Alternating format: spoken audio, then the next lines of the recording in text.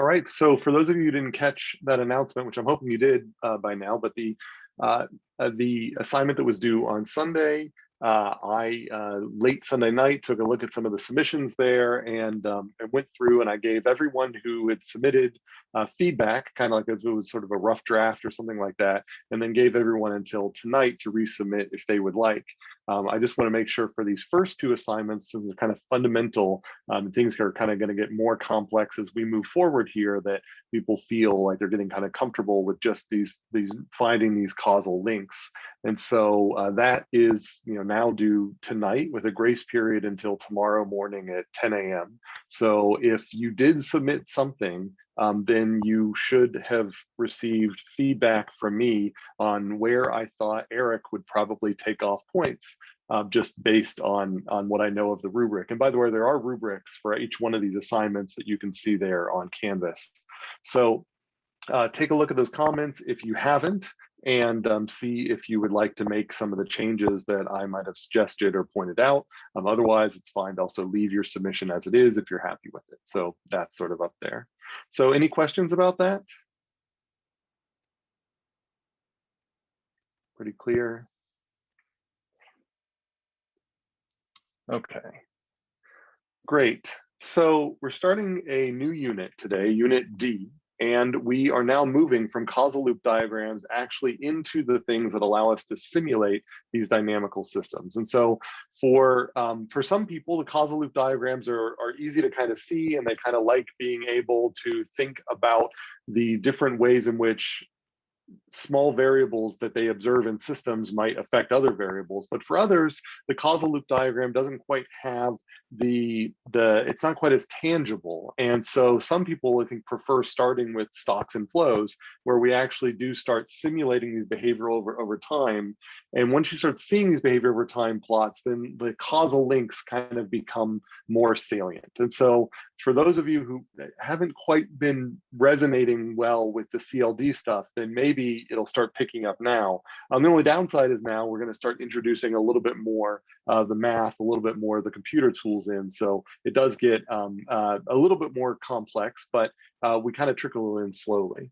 Just for clarification, there's no readings. There is a reading, a chapter in this unit, but it's not due until lecture D4, which is a week from Thursday. So the next reading you have to worry about is in about a week and a half. So not this Thursday, but a week from this Thursday lecture. And you can already start that reading if you want. That's fine.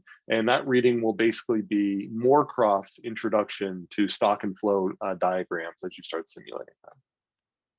All right. Okay, so dynamics. So let's focus on that word here, dynamic. And so we have seen a bunch of these behavior over time plots so far. So there were these, and there's a great reminder, by the way, before we get into this that Eric mentions, is that a reminder to include your VinSim MDL files in your assignment submissions. There were a small number of people that only uploaded their Word doc. And although most of the grading will happen in your Word doc, so your Word doc really needs to be monolithic and complete. So anything I ask you for needs to be in that Word doc, as if you were submitting a report to your boss or something like that. But we also want to see those MDL files. And so don't count on Eric downloading your MDL files and opening up VinSim and grading them like that. That it ends up being just intractable to do for every single person because of how it's kind of set up on Canvas.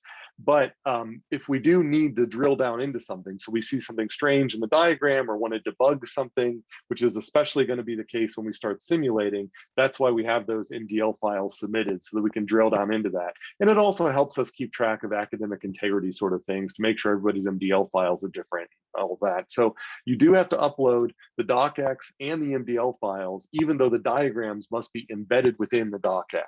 And for a few of you who have also been uploading PDFs of your Word docs, I really appreciate that. Sometimes Canvas, when it renders the Word doc, it puts the diagrams in funny places and they get cut off and things like that. So it's always to be safer. You can upload that PDF and you know that it won't get kind of mismanaged by Canvas's rendering engine. But all I'm asking for, all I'm requiring is the docx and the MDL files. All right, so The dynamic behavior here, so we've seen these kind of cartoony behavior over times coming out of our last reading, that applying systems archetype reading, where we basically say for things like the S-shaped growth or the limits to growth archetype, then you tend to get this performance that rises and then it flattens out, even though your efforts continue to increase. There are other archetypes that have other behaviors over time, but you still have to wonder kind of where did they get these? Like, are these just their guess is what's going on? In the book, we've seen behaviors over time where fish populations grow, again, S-shaped growth, and then the regeneration rate of the fish, it rises and then falls. And so then there's these things where in like the drug-related crime, there's the tolerable drug-related crime, but there's the reported drug-related crime, which explodes over time. And then the question is, why do these differ? And so all of these graphs of behavior over time, we've kind of had to take for granted that there's some connection between the causal loops we've been drawing and these behaviors over time. But we don't really know what that connection is. And so in order for us to make that connection and start generating these behavior over times ourselves, then we need to add the so-called dynamics into the system. So the CLDs have just been kind of bookkeeping on what causes what, but they haven't kept track of the actual forces or properties that stimulate that growth, development, or change within the system. So when I refer to the terms dynamics, I'm referring to you actually keeping track of everything that's making things change over time, not just what thing causes another, but actually keeping track of the fine-grained details of how something is changing over time. And so there are two perspectives that we can make when we talk about dynamics. So if we look at a behavior over time plot like this one right here, which looks like a little sine wave. So I've got time on the x-axis and whatever variable I'm measuring on the y-axis, and it comes out in this kind of wave. Now, when you look at that, again, it's a sine wave. And so I could write an expression like this one. So y of t, that's my y-axis, and then t, that's my horizontal axis. Then this here says for any time, I can predict what the value of y is going to be. So if you plotted this thing over here, this y of t equals 20 sine 2 pi t over 24, if you plotted that on a graphing calculator, you would get this that comes out of it. And what's great about this form here on the left is immediately for any unit or any time. So I'm going to say, what is it going to be in 20 years? Well, that's easy. I just plug 20 years into this t here, and whatever I get out, that's going to be what it is in 20 years. So it captures like the entire history and future of this behavior in one expression, easy to evaluate expression. Now, the downside of this expression is it doesn't really tell us what's going on. Why is it oscillating like this? What is causing that? And so there's another perspective, and this is the kind of calculus-driven perspective. And so when Newton, thought about the planets moving around, he said, we can predict where the planets are going to be at any instant of time, but that doesn't really tell us what's causing them to move around. And so he said, well, what if we divide up what were their position, not just into position, but position and velocity, not just velocity, but velocity and acceleration. By dividing things up in this way, we could write these kind of individually more concise expressions that collectively together tell us about a system of interactions, about how one small thing affects another small thing, affects another small thing, and how that overall those things taken together produce some behavior over time. And so this is kind of where calculus comes from. And it is my claim that this calculus expression over here, where we've got these two differential equations coupled together, this is identical to the expression over here. Now, you may not know enough math in order to do the conversion of this thing into that thing and back. But if you tried this on your own, you took the thing on the left and you took its derivative with respect to time, then that would be like this first line here, where you're taking the derivative of y with respect to time. Whatever you get, you just call it x. And then you take that thing and take its derivative with respect to time, and you're going to get some other expression. And if you kind of squint at it, you'll notice that the second derivative you get, that expression that you get, is going to be exactly this original expression with this little scalar out in front here. So by taking these two derivatives, it tells me that there is a fundamental connection between the position of an object and its acceleration. And we can diagram that connection out using things like this causal loop diagram. And it gives us a better idea of exactly what's moving around. And so, or what's causing things to move around. So when you look up at the planets, you can say, aha, there's a gravity in there. And that gravity is gently tugging on the planets, changing their acceleration, changing their velocity, changing their position. It becomes very difficult to predict where the planets are going to be in 20 years because you kind of have to do this process like, well, all right, where's the planet going to be in the next second, in the next second, in the next second, in the next second. And so you have to add up all those seconds together until you eventually get the 20 years, but you eventually can get there. So it's a very different perspective in looking at the same thing. So that's kind of the big picture of where we're going. To make that a little simpler, let me choose something that's not quite, planetary mechanics. It's compound interest. So think about the bank. So if you go to the bank, you put in $10, you're told at a really nice bank, you get 20% interest and it's compounded annually. So this, most banks are more complicated than this and they have much lower interest rates than this, but we are considering a very simple case where you put your money in for a year, it generates interest, you get that interest at the end of the year, and the process repeats.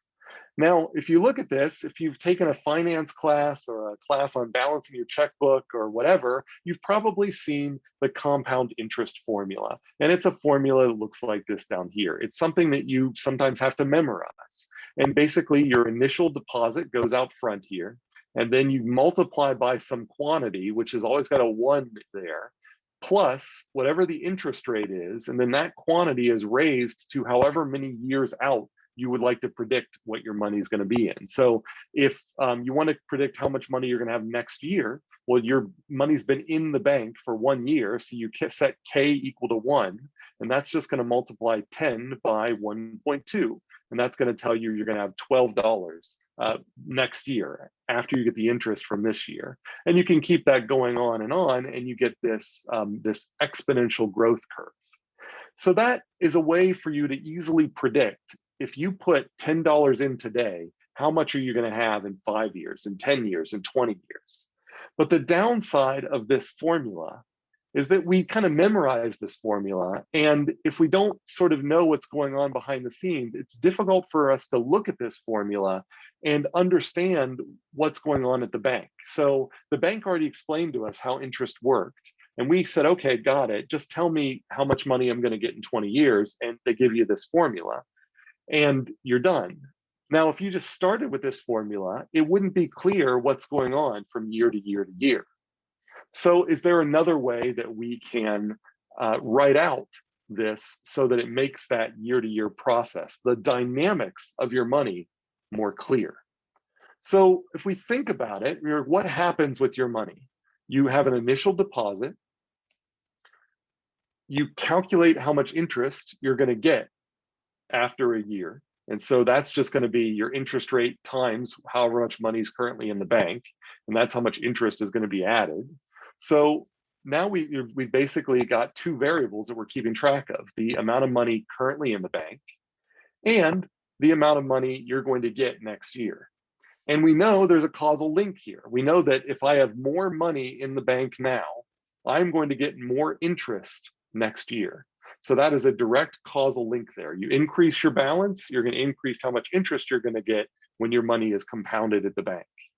So then we have to think, well, what's going to happen with that interest at the end of the year, where they're going to add the interest to my balance.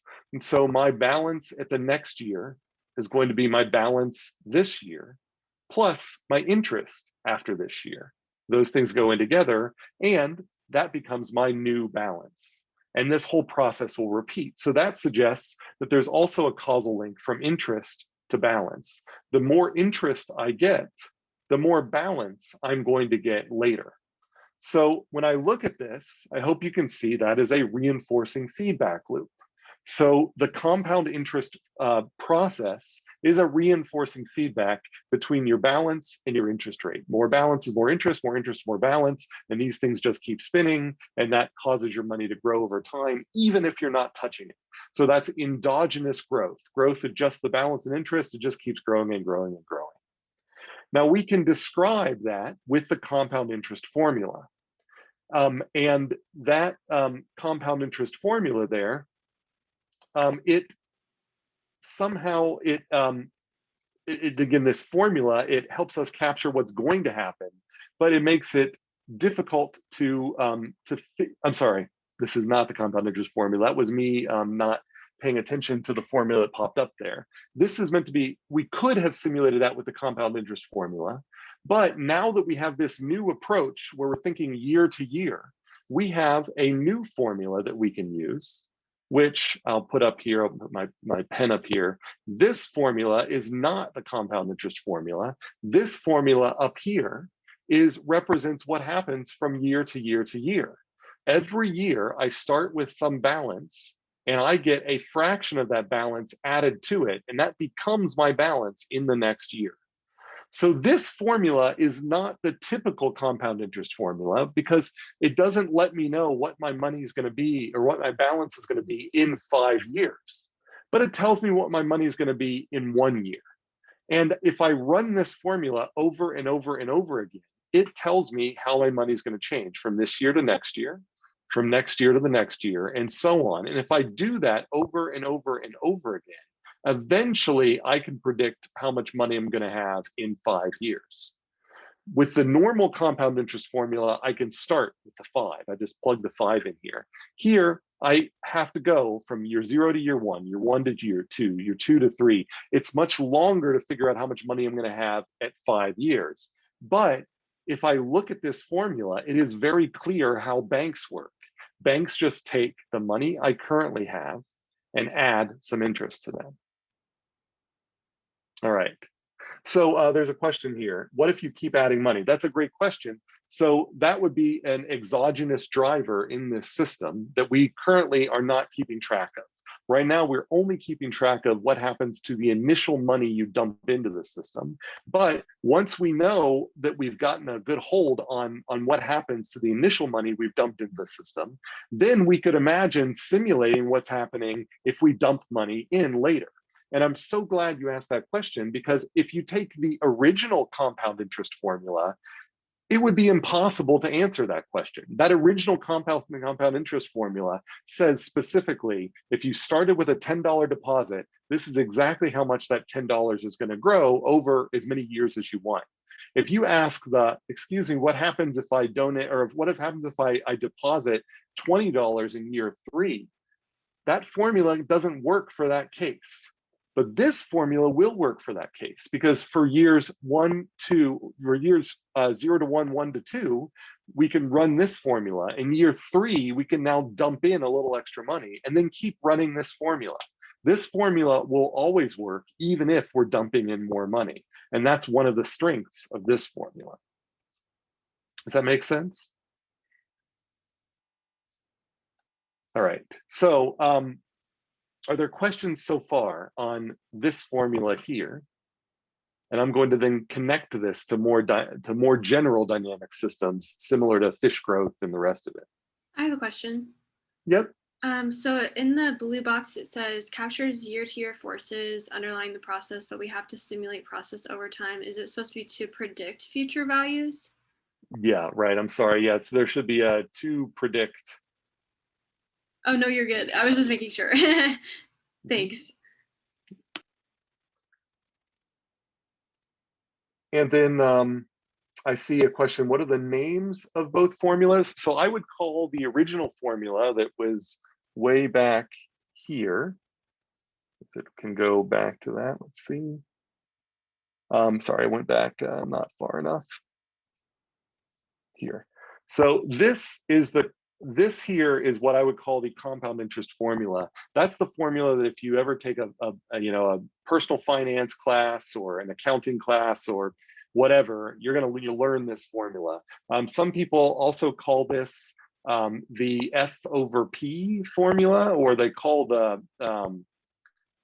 this portion of it without the 10, the F over P formula, because if you multiply it by your present value, it'll tell you your future value. This is sort of the name of that. I don't have a good name for our year-to-year expression. So this expression here, I'm not going to name it for you. We can call it maybe the compound interest process. So this here describes the process as opposed to exactly how much money you're going to get at the end of a particular year. You don't have to memorize this formula. This isn't a class about compound interest, but I'm hoping that you follow the derivation of this formula, because this formula is behind the scenes will end up sort of being how we end up simulating every single one of our systems, is we're going to find a way to turn them into a balance and turn them into an interest. And the interest will represent what happens from time step to time step, and the balance will represent where things are at the current time step. And that's what we're getting to. All right, any other questions? Just want to make sure that this is clear. And I know a lot of people, when I went to school, like in primary school and secondary school, then, you know, I think we had to learn about compound interest. It was like everybody's favorite topic in math class. But I think that's transitioned now. So I know now when I give this class, I actually have met students who don't actually know how interest works at the bank, because at that point in their life, they never really had enough money in the bank to generate appreciable interest and never really thought about it. So if you do have questions just about interest, it's okay. Yeah, so thanks for sharing that. Never thought about that. It's interesting how, like, I used to be taught about levers and you know, simple machines and things like that. And I guess they don't teach that anymore. So I get out of touch with the curriculum. So it helps me, because examples that resonate with me may not resonate with you. All right, so graphically, I just want to show this here so that we make sure that we really get a visceral feel for what's going on here. If I put $1 in the bank, what I want you to picture is, imagine that dollar kind of having a flow where it is pouring out a fraction of $1 that will gradually be accumulate, and then you'll get to use that dollar in the next year. That's kind of a model here, where it's a fluid model of our money, where we have got our bank balance is like money in a bucket or something like that, and the flow that comes out of that bucket is collected in a new bucket, which is our generated interest. And so the stuff in the bucket we refer to as our stock. That's how much is currently in our bucket. And we're going to find that this new generated part is going to relate to what we're going to end up calling a flow. So this is sort of a picture that I want you to kind of, you know, start to feel comfortable with. So the idea is, in every year, you've got the amount of money you can spend over here. This is your stock, and a potential amount of money that you cannot spend. And so I'm going to maybe cross out, you cannot spend this money, but you're going to get it the next year. So in the next year, that's what we did. We got the stock from the previous year, and we got this new contribution that we couldn't use the previous year that we can now use this year.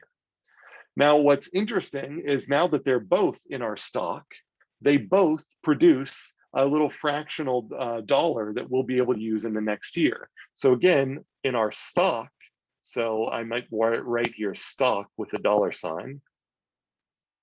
So in our stock, we can spend everything in this bin on the left, but we cannot spend the stuff accumulating on the right. And this continues on and on. So now all the stuff that was in our stock gets transferred over. All the stuff that was being added gets moved over. And that becomes the new contribution of our new stock in the next year. And then each one of those things contributes a little bit of that. And this keeps going on and on and on. So if we were to keep track of how much is in our stock, then we start out with $10. And then that $10 is going to generate another $2 at the end of the year. So the stock in the next year is going to be $12, but then that $12 is going to generate another $2.40 at the end of that year. And so the interest keeps getting added, and we end up getting a growth, which if I hit the edge of my mouse pad, it kind of is, but hopefully you can see it's kind of this, it curves upward like exponential growth. Let me see if I can get rid of my mouse pad here. So you get kind of this nice upward bow, and that is the growth of your money. So that's great graphically. How do we use a computer to make this a little bit easier for us? Well, what we're going to do is go and do a spreadsheet program. And if you'd like, you can do this with me right alongside here. If not, that's fine too. And I can generate a little spreadsheet here where I create a cell, a parameter cell up here. I'm going to call it interest rate. It's got my 20% interest rate. And I'm going to create 3 columns here: year, balance, and interest earned, where year just keeps track of where I am in time. Balance keeps track of my stock at the end of each year. So at the end of year 0, I have $10. At the end of year 1, I'll have whatever is going to end up being here, and so on.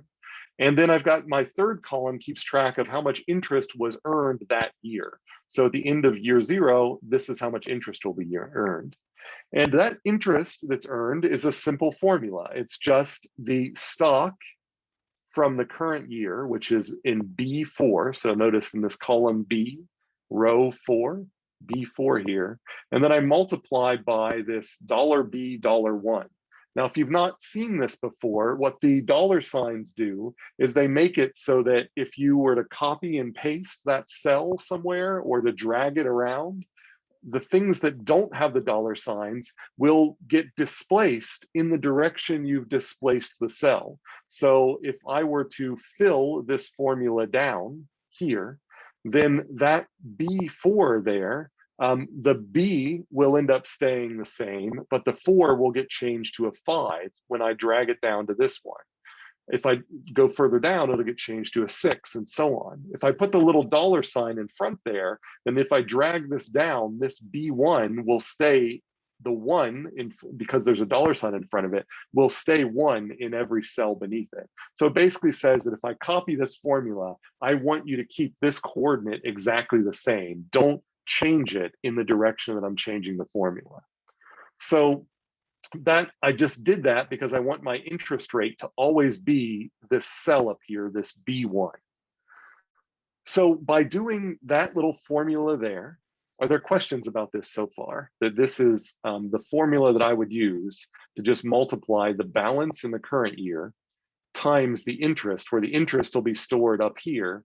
And this formula is going to always use this interest rate, but if I copy it down, it'll use a different balance depending on which cell it's in. Does that make sense?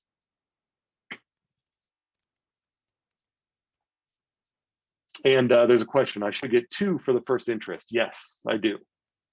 So, so that, if you saw there, if I were to hit enter on this in Excel, then I get 2 there. And that's because it multiplied 10 by 0.2 and it put that there.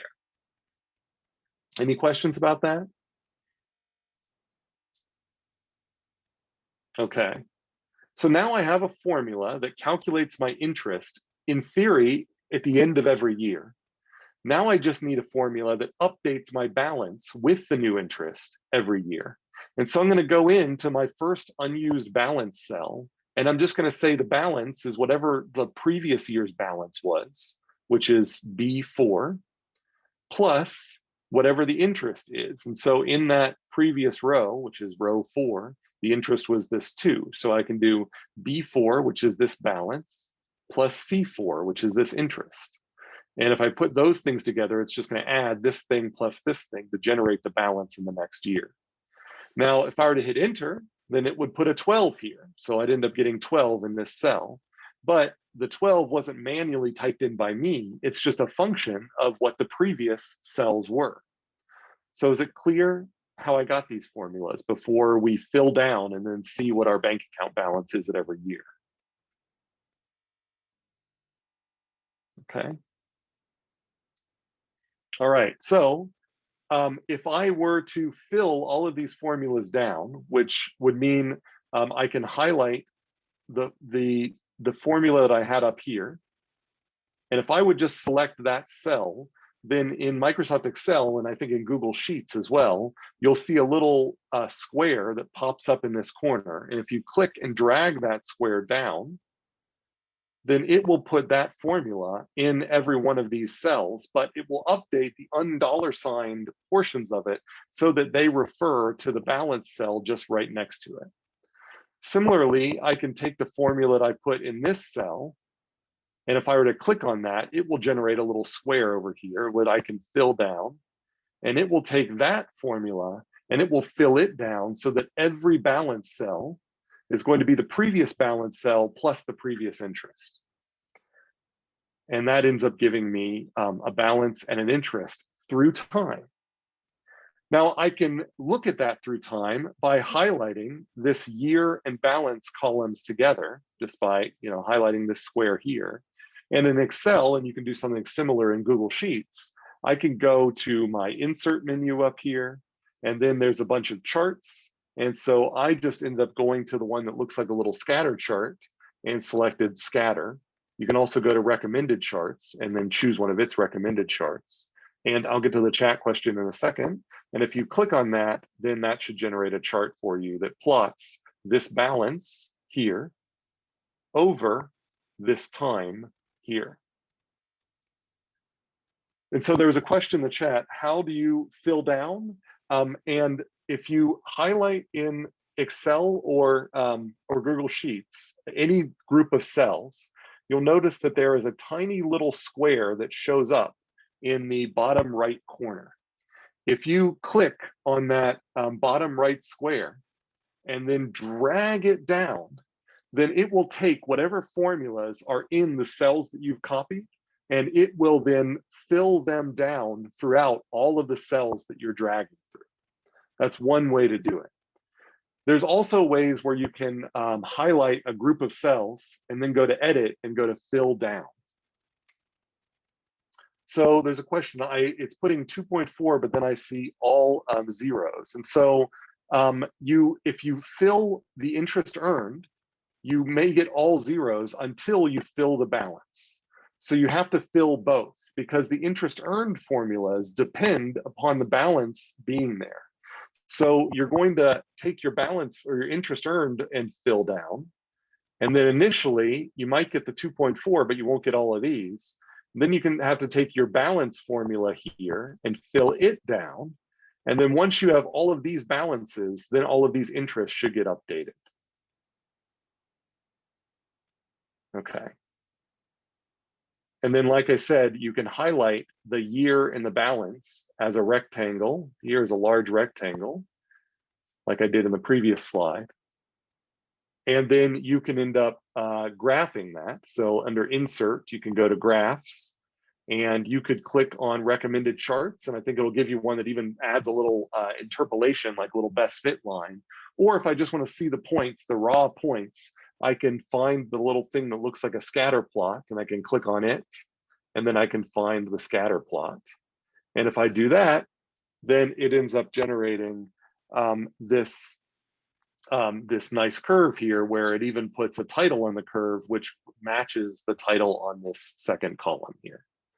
And that matches our expectations of an exponentially growing balance in the bank over time. So, to show that, this is the graph I expected to get here. This is the graph I would get if I plotted the good old-fashioned compound interest formula. And this is the graph I get by simulating the bank process over time. And this required generating a cell for every single one of these points. But after I generated all those cells, then I got exactly the same result I would get if I were to just plot this formula without doing the simulation. Are there questions about that? But clear how we've simulated a bank by simulating the process that happens from year to year to year. I'll just pause for a second here.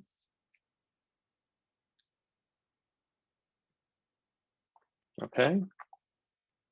I'll also check the web questions. No questions there. All right, great. So let's think more generically about this. And so that was great for a bank, but what about other sorts of processes that where I can sort of keep track of what happens from year to year to year, but I'd like to simulate over many, many years, and I don't know the kind of compound interest formula. So all I can do is simulate it from year to year to year. And so what you're going to do is you can build spreadsheets that look like this one, where you create a column of time, which just is an index that keeps track of, I mean, you really don't need this column. That column's there just to kind of to keep track that your row number isn't actually the kind of like a correct time. So it just kind of re-indices the rows. And then you create your stocks. These stock variables are like your bank balance. They are the ones that accumulate over time. They're the ones where you're going to keep adding the interest, the virtual interest to. And so there's going to be formulas in each one of these, where each one of these formulas are going to be the cell directly above it, so the stock value directly above it, plus some formula from all of the cells in the previous row. And so this is kind of like our generic interest.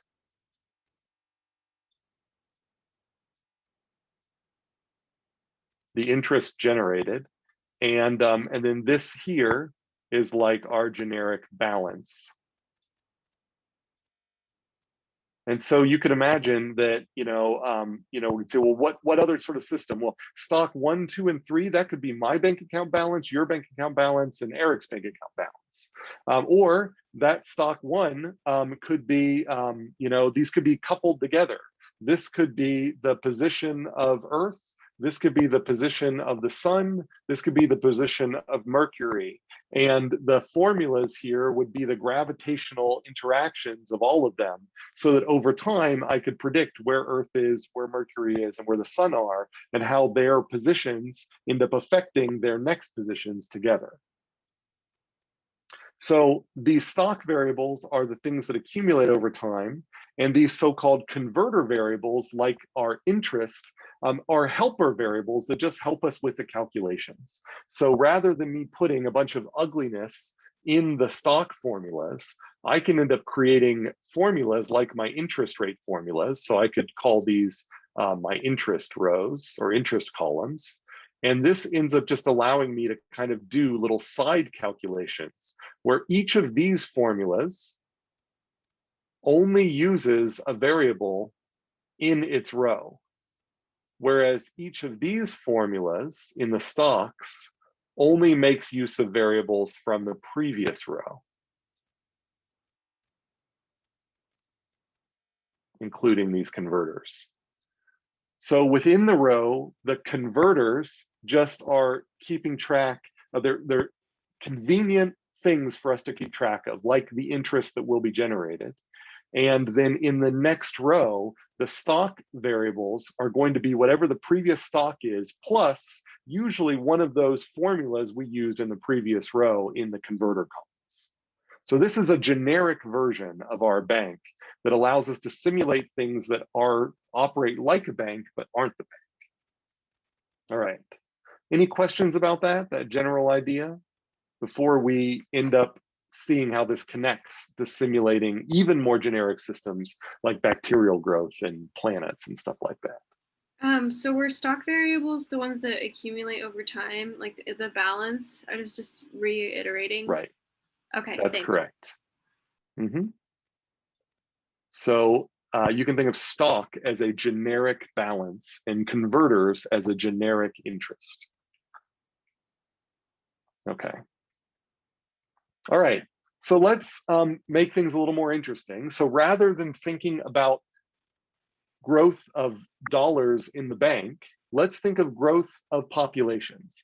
And the easiest population that we can start with is not the fish population, because the fish population you have to worry about sex, and so you have to keep track of the number of males, the number of females, and all of that sort of thing. So it's much easier for us to at least start by thinking about bacteria. And bacterial population growth is nice because we can just think about asexual clonal reproduction, where one bacteria will eventually produce 2 bacteria. And so this is very similar to our bank account. So when we think about how do dollar bills reproduce in a savings account, well, each dollar bill produces a tiny little fraction of a dollar bill that ends up getting added to all the dollar bills afterwards. So two dollar bills don't have to meet each other. Each dollar bill is kind of growing on its own. Well, similarly, bacteria reproduce in a Petri dish with a similar sort of way, where each cell is growing on its own, but we need to keep track of how many total cells we have, just like we need to keep track of how many total dollars we have in the bank account. All right, so focusing in on just the Petri dish here, we have to think about what are the differences between our Petri dish and our bank account. And so in the Petri dish, there's no single compounding period in our kind of bacterial bank. So in a bank, we know that all the dollars wait to reproduce until the end of the year. But in the Petri dish, it's almost like every dollar is producing interest at a different time. It's like every bacteria has some probability of producing a new bacteria at an instant, while another bacteria just sits there and doesn't produce any. So they don't synchronize their reproduction together. And they also, bacteria produce a full copy of themselves. So our dollar bills produce tiny little dollar bills, so every dollar produces, pennies on the dollar in interest. So they produce a small fraction. Whereas in the bacteria, you might wait for a long amount of time, and then suddenly you go from one bacteria to two bacteria. So they don't quite match up. And so what we need to do is model our bacteria as if they are a bank. And so this is obviously not going to be a perfect match because bacteria are not a bank, but we can approximate the bacterial populations as if they were a simple bank. And so long as we keep certain aspects of our approximation within certain levels, then we'll end up having a good approximation of the bacteria. So let's see how we do that. So what we're going to do is assume that every bacteria is constantly adding a certain fraction of population per unit time. This makes it much more like the dollar bills constantly adding a tiny little fraction of dollar bill per year. So if we know that every bacteria fully reproduces after W units of time, so let's say that's every 5 minutes, one bacteria becomes two. Well, instead of simulating every bacteria waiting 5 minutes and then becoming two, we're going to pretend that every bacteria is constantly oozing out a tiny little bit of bacteria equal to 1 divided by W units of bacteria. And so what this does is it means that our approximate bacteria are going to constantly be kind of adding a tiny little fraction bacteria out. And once you get up to W time units, then you're going to happen to have assembled a whole new bacteria. So every W units of time, you're still going to get one new bacteria. But if you look at a fraction of that W unit of time, whereas in the real life, you only have one bacteria, in the simulation, you're going to have one plus a fractional bacteria. So that's one thing that we're going to do. We're also going to need to simulate our compounding periods. Now, rather than thinking about a year, then what we're going to do is think about, well, we're going to pretend that our bacteria wait to produce this 1 over W units of bacteria up until some small compounding period we're going to call DT. So you can think of this as a differential time or something like that. So the idea is, just like in the bank account where you can't spend your interest until the end of the year, we're going to create a tiny little period of time. Let's call it a millisecond, and during that millisecond, then we assume that there's no reproduction going on. And then at the end of that millisecond, every bacteria gets to add its tiny little fractional component to reproduction. So that makes it much more like our bank, where we've got a stock that stays constant throughout that millisecond. And then at the end of the millisecond, we calculate the interest generated from that stock and add it to the stock so that in the next millisecond, we'll have a bigger stock. And so that's what we're doing here with our bacteria. So the idea here is that the interest generated here is going to be, this is going to be this tiny little dt times 1 over w. So 1 over w is kind of like the interest rate, and dt is kind of like the compounding period.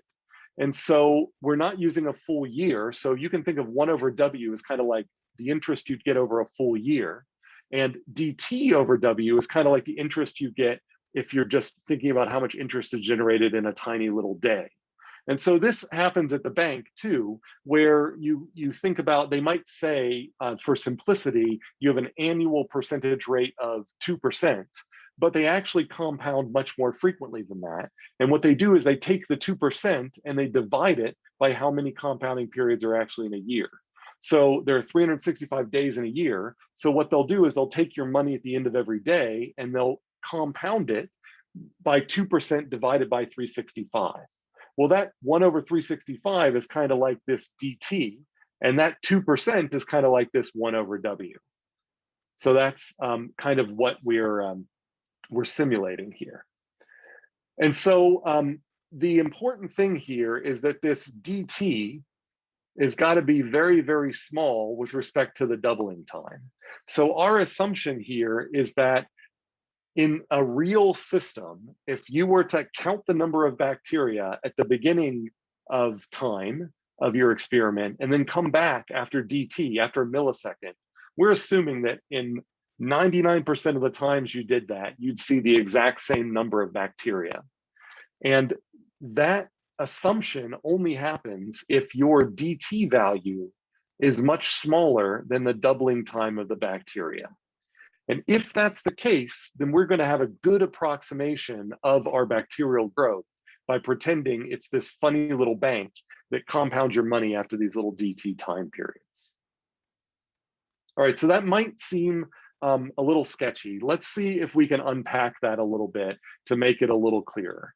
So pictorially, this is what's actually happening here, where we've got one bacteria on average waits W time units, say like 5 minutes. And after the 5 minutes, on average, it produces 2 bacteria, complete bacteria. We are going to approximate that by assuming that one bacterium constantly is pouring out 1 divided by W bacteria per unit time. So this is like a flow rate that's coming out of those bacteria. And we are going to pretend that, that these bacteria that are coming out of this bacteria don't themselves start producing new bacteria until after the dt time period. So that's the idea here, is that we produce a tiny, tiny, tiny fraction of bacteria every dt time period.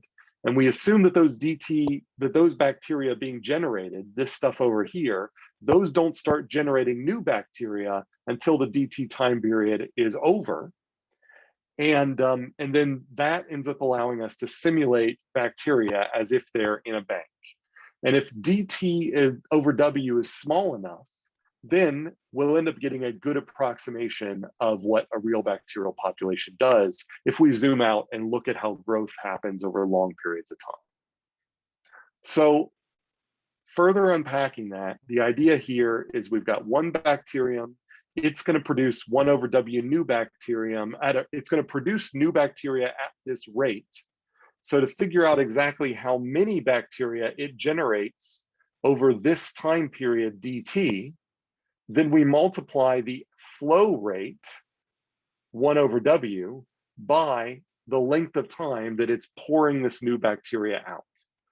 And so that is going to have our bank balance is the 1 bacteria in the bank, which is our stock. And our generated interest is the flow rate, which is this 1 over W, times the time interval, which is this dt. And those two things together, the flow rate, which is 1 over W, times the time interval, which is dt, gives us our generated interest of dt divided by W. And so if we're simulating a bacterial population like a bank, then we know the next time period is just going to be however many bacteria we had plus dt over W times however many bacteria we had. And that will be our generated interest. That generated interest will go into the new stock. And then now that new stock, both of those will start generating new flows, which will generate new interest, which will be added to the next new stock, and so on and so forth. So again, like the bank example, I start out with one bacteria in the bank. That one bacteria generates, it's constantly pouring out at a rate of 1 over W. We call that the flow rate. And we multiply the flow rate by the length of time the flow has been turned on. And that tells us how many new bacteria are going to be added at the end of that time period. We then add those new bacteria and they become the stock for the next time period. And we repeat this process. And that gets repeated over and over and over and over again. And that gives us our very nice exponential growth curve that we're expecting for bacterial growth. There's a question, does the flow rate increase as more bacteria are made or as more stock is created? Excellent question. The flow rate, 1 over W, is the same all the time. That's just a property of bacteria. Every bacteria doubles on average every W time units. So the flow rate is always 1 over W. So I can write that. The flow rate is 1 over W. But the amount of interest earned or new bacteria earned is going to be the flow rate times the number of bacteria. So the flow is that, and I'll say the interest rate, now again, I'll call this a rate per bacteria, is dt over W. And so the total amount of interest generated is going to be the number of bacteria times dt over W. And so you can view this as the actual interest earned. So I apologize for my ugly handwriting with the mouse. And that is what generates the exponential growth. The interest rate stays the same, but the number of things generating interest grows. Any other questions about that?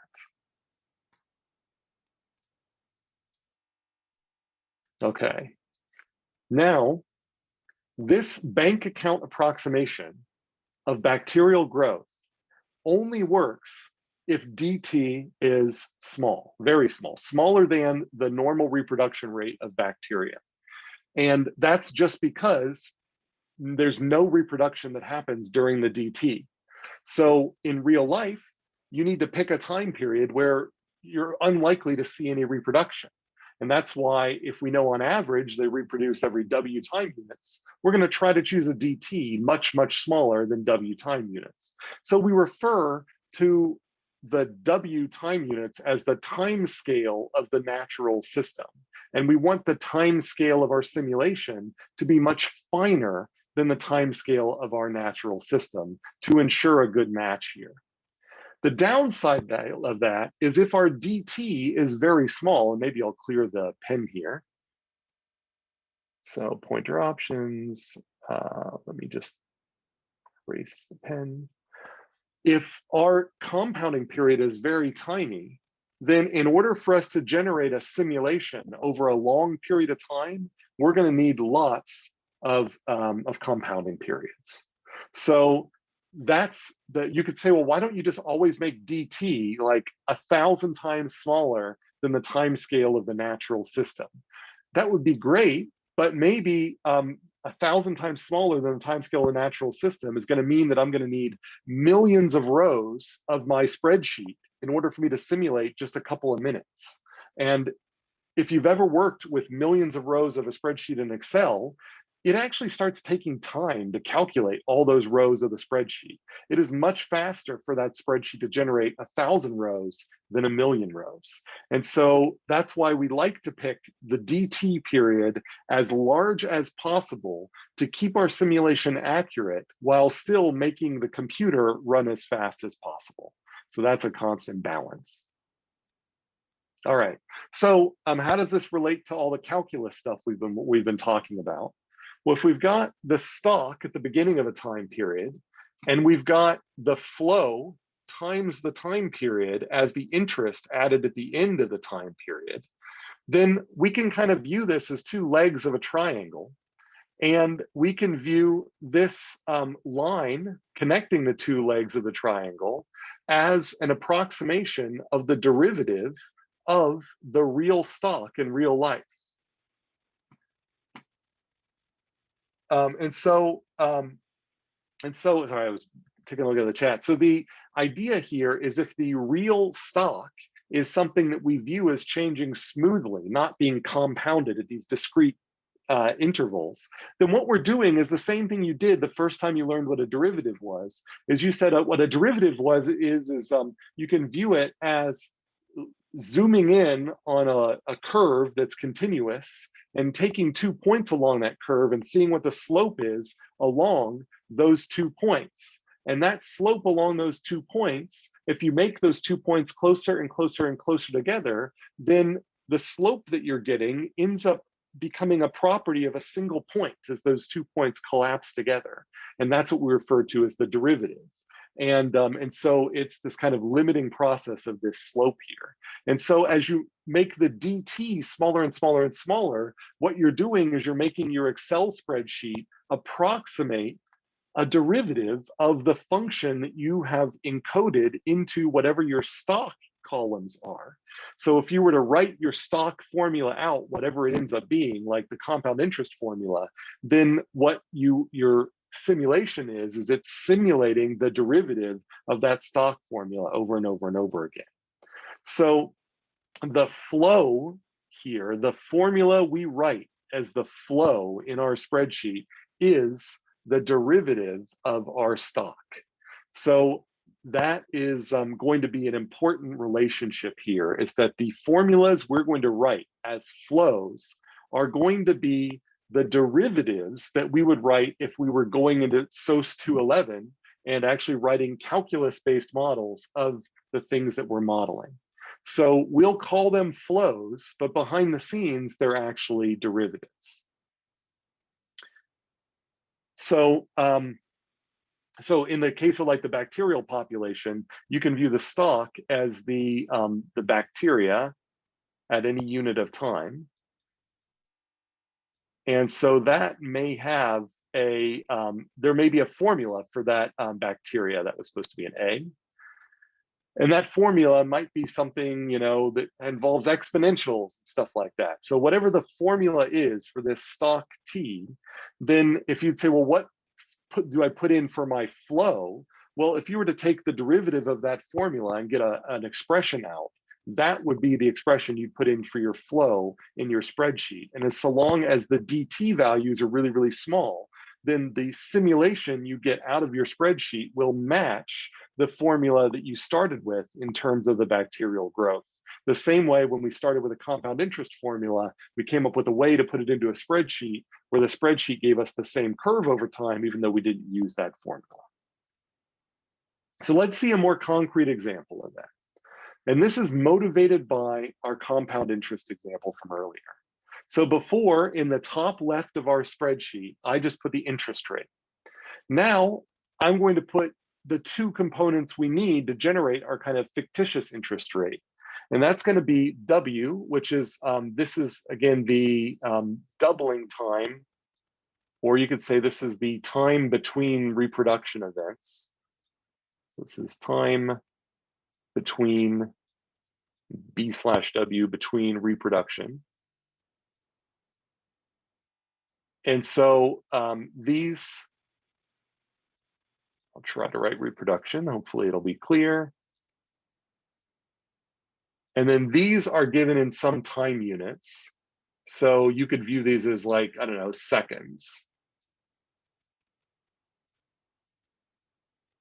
And so what this is saying here is that we are modeling bacteria that every 3/4 of a second double. So if you looked at every individual bacteria, on average, it's going to double every 3/4 of a second. Now, we need to create a compounding period for our simulation. This is not a property of the bacteria. It is just something we do to create a bank-like simulation of the bacterial growth. And that is our DT here. So this up here is our compounding period. This is like a year in the bank example, but in this case, it'll be 1/10 of a second.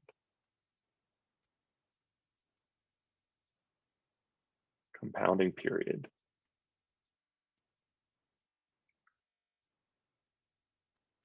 Okay. And so with the warning that this particular compounding period is probably too big in the example I chose, I really would like my compounding period to be maybe 1/100th of the time scale of my system. This system has got a time scale that moves along at like 3/4 of a second speed. So basically every 3/4 of a second, the system radically changes. So the time scale of the system is needs to be much slower than the time scale of the simulation. My simulation is going to run along at 1/10 of a second pace, which is probably too fast. So I probably should set this to 0.01, but for simplicity, I'm just setting it to 0.1 here. All right, so these are parameters that are going to be set up in the top left of my spreadsheet. All right, so the rest of my spreadsheet. So I go down and just like in the bank example, I'm going to create a time column and I'm going to create a stock column, which is my number of bacteria.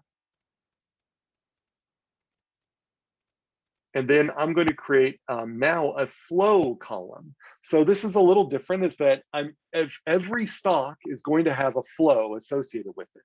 And so instead of just having utility functions off on the right, like we did on the bank, we are actually going to have a column, a flow column for every stock column. And this flow column represents how that stock changes over time. So at time 0, I start with one bacteria here, a single bacteria. And at the end of DT, so the end of 1/10 of a second, then I am going to end up getting, this is the current number of bacteria. This here is my W value. And so that's the flow rate. So remember, this is a rate. And then I'm going to need to multiply this by DT to figure out how my stock changes. And I'm going to end up doing this, the multiplying by DT in the next cell that's down here. So right now, I'm just calculating the rate per bacteria. So this is a rate. There's no DT yet. The DT is going to be down here in this cell. Okay. So this might seem a little murky. Let's just go on to the next row and hopefully it will clarify up, and then I'll stop and ask for questions here. So the next compounding period starts at what time? So just to see who's paying attention here. So I put a formula in here. If I were to hit enter, what would be the time that would start this compounding period? Would it be 1? Would it be 5? What number is going to end up showing up here if I were to hit enter on that formula? I'm seeing a couple answers in there. See if anybody else has got an answer. All right, I see some votes for some previous answers. And that's right. So the answer here is we're expecting 0.1, which is exactly this DT value that's up here. Because remember, our compounding period in the bank, it's every year. But we can't jump all the way to a year because lots of stuff happens in a year. We have to jump to a very, very small compounding period. So we go to 1/10 of a second. And so our time here is going to go from 0 seconds at the beginning of our experiment to 1/10 of a second. So then we need to figure out how many bacteria exist at the end of 1/10 of a second, assuming that no bacteria that were being produced during that 1/10 of a second started reproducing themselves. So we need to know how many bacteria were at the start of that period. Then we need to know what the rate of bacterial production was per unit time. That's what's up here. This is C5. And this is equivalent to our 1 over W. And then just as a reminder, this is our W. And this is our DT.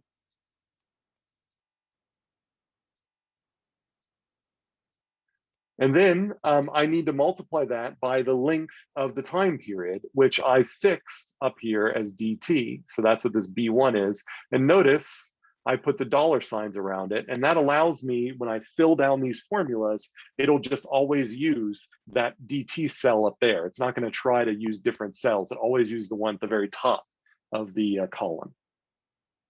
And so that tells me how many bacteria that I'm going to get.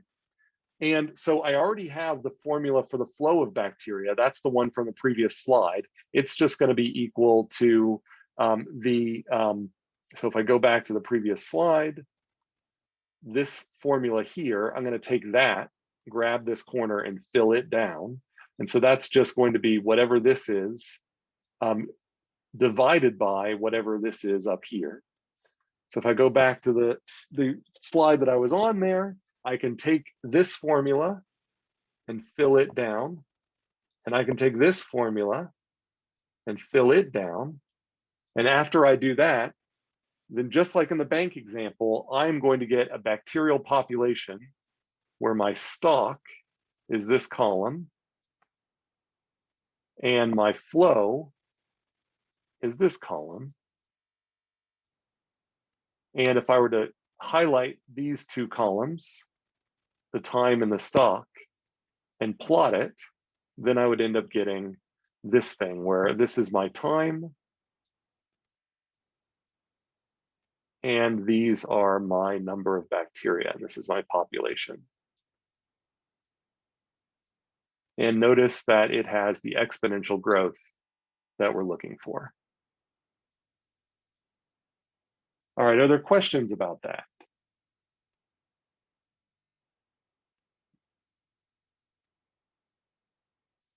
That makes sense.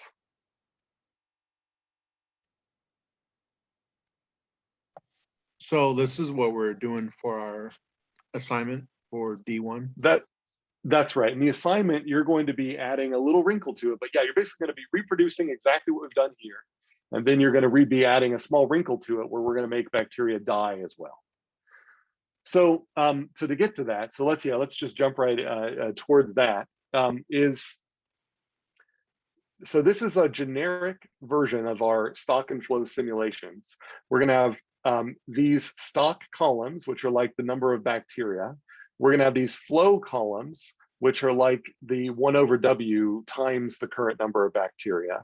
And then if you need them, you can have additional converter variables.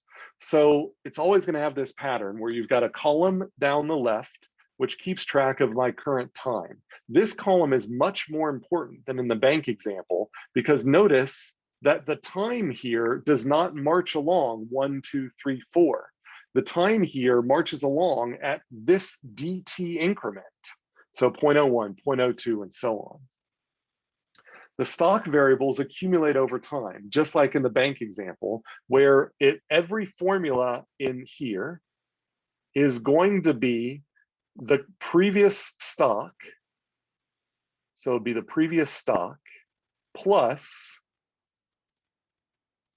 the dt times a sum and difference of the flows associated in the previous row here. So I might have, for my stock 1, I might have an inflow and an outflow. Oh, so this is supposed to, I meant to write out there. So this is an inflow on, that's why I call this flow 1A and flow 1B. Then this is an inflow and an outflow of these two stocks. And so this will end up being in minus out. And remember this because in the homework assignment, when you add death, that's all you're going to be doing is adding an outflow column that will have death of bacteria, where all the bacteria are going to die at a particular rate. And so, and then that's where you'll implement this rate.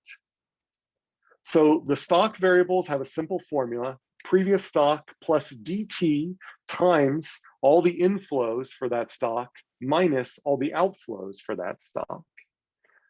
Then the flow variables are going to have, so every flow variable here is going to be a formula which makes use of the other variables in this row, primarily the other stock variables in this row, or the other converter variables in this row.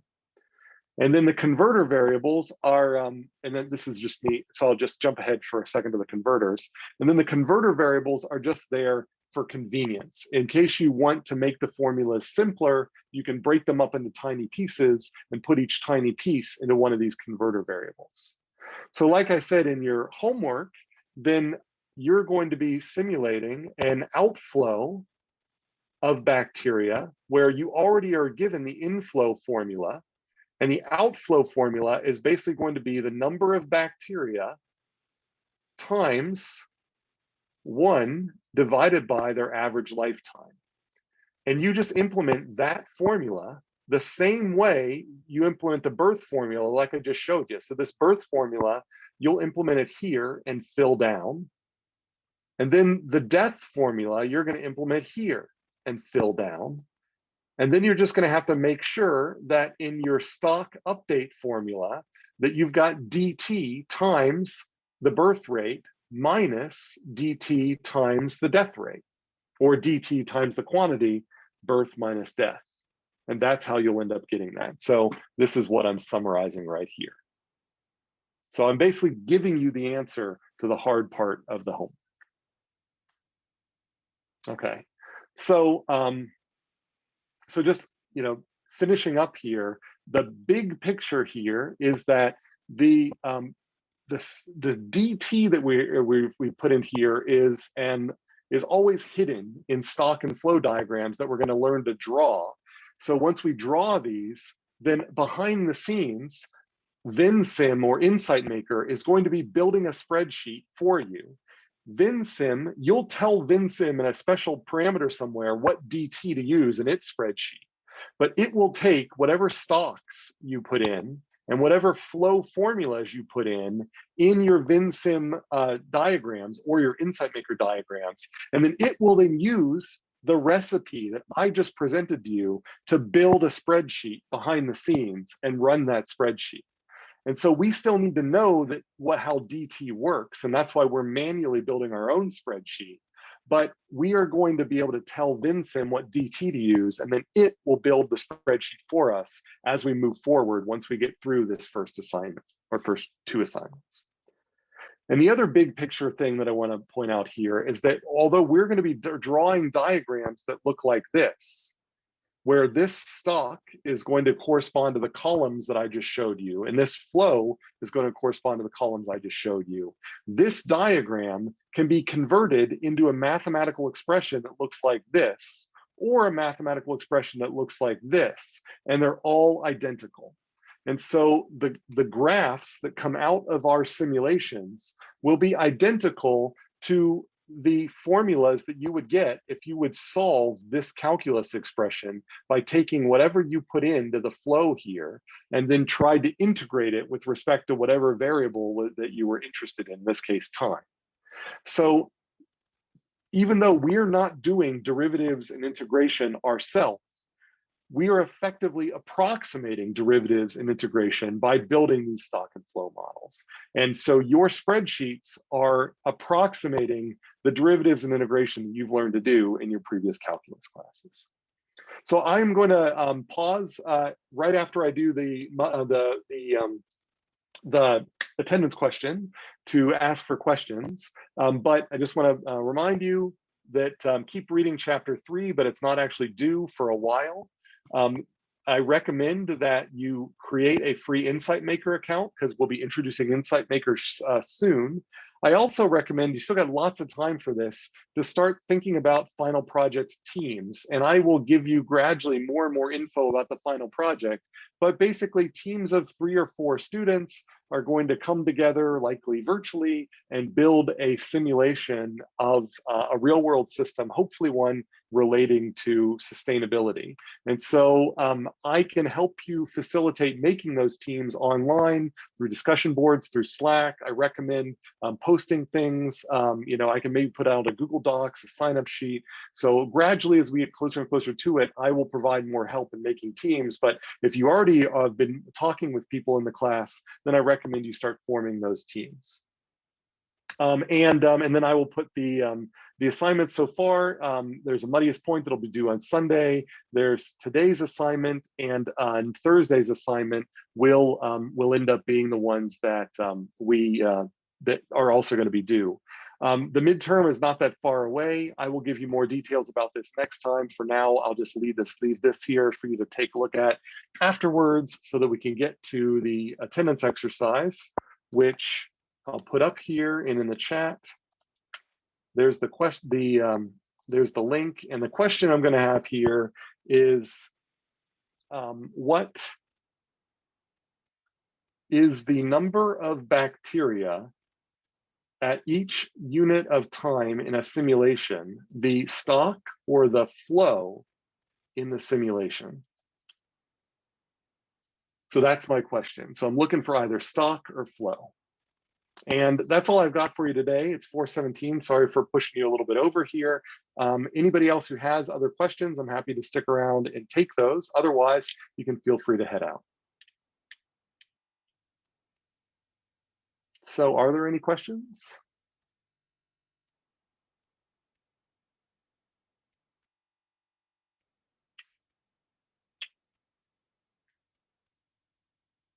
And just a reminder, there is this assignment D1, which is your opportunity to practice building a spreadsheet, just like the one we built in class, and a slightly more advanced one that has death in there as well.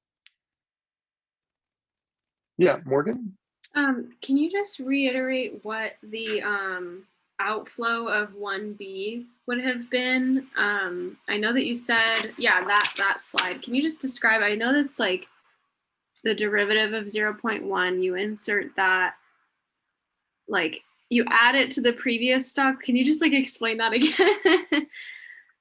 Right. So, and I can, so the idea here is that stock 1 here, let's say the formula that would go into this block right here will end up being, so this is this formula here. It will end up being this cell plus, so it's this cell, that's the previous stock, plus dt, which maybe I'll do 2 underlines under dt, which will be this cell, I'll put 2 underlines under, times the quantity, where it'll be this cell here minus this cell here. Now we've already figured out the formula for this cell. That ends up just being the number of bacteria times 1 over W, or the number of bacteria divided by W. And that's what we have right here in this box. Now, if I say that all bacteria live for an average of 5 time units, then basically what that's telling me is that the formula that will go into this cell is going to be the number of bacteria times 1 divided by their lifetime, where their lifetime in this case might be 5 time units.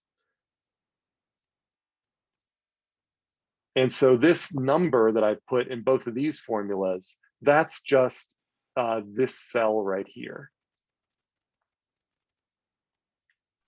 That makes sense. Okay. Thank you so much. Okay. Sure. Any other questions?